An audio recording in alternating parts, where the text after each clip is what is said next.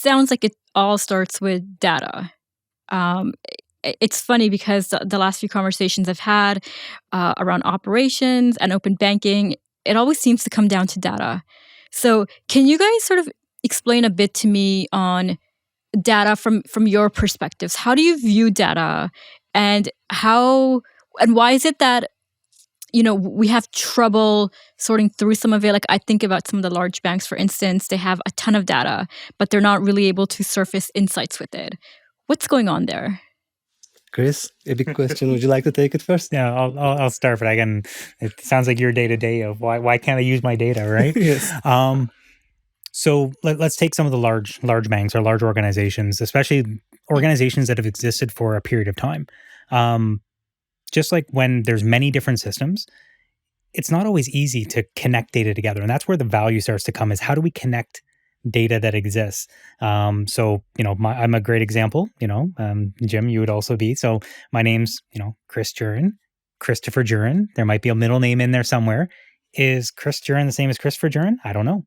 It'd be great if we knew that, but the systems may have different things entered in, or it might be just C Jurin. It's like these pieces of data are really hard to connect together unless it's cleaned in a certain way, and that was a big limitation that existed for when we talk about organizations leveraging their data, because the old saying "garbage in, garbage out." That's always going to be there, right? If we don't have good data, we can't create good insights. So a big part of AI and machine learning is actually understanding your data.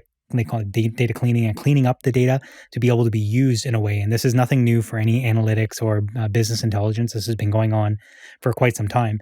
One of the differences is that as we moved machine learning and AI, you need larger data sets, or that it benefits greatly from larger data sets. So if you want to do that kind of stuff, you need to be able to leverage that data across different spaces. So that's always the goal that people are looking for.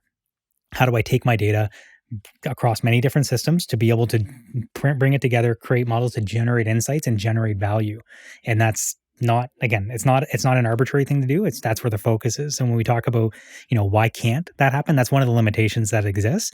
And I brought in at the beginning larger, organizations that are potentially older, because now that we know that it's there, we're building systems in a better way to be able to surface that data in a more easier, more robust architecture. So that's a big plus that exists. Very true. And at the risk of being repeating a traditional example, I'm going to just put it out there. So if I say 22, it's some piece of data, but for us, it doesn't mean much. If I say 22 degrees centigrade, now it's kind of making more sense. I'm talking about temperature. The 22 was the data. 22 degrees centigrade is still maybe data, but it's getting to information. If I say the temperature in this room is 22 degrees centigrade, now I'm talking about information. It's not raw data anymore. So it's becoming useful for us. But the next step would be maybe asking this question. Okay, so 22 degrees centigrade, we feel okay. It's comfortable right now. Will it be like that for the next 1 hour or 2 hours? What will be the temperature in this room be? And in order to know that, I have to maybe take into account a lot of different variables.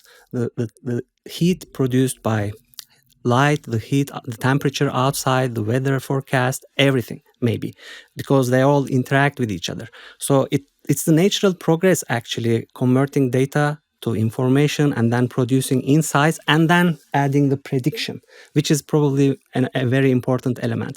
With the advent of machine learning and AI, we have now this capability, and we are eagerly applying it to very different settings. Finance and wealth is, of course, one important area because it's very useful in this area, and it's producing a lot of very interesting results for us.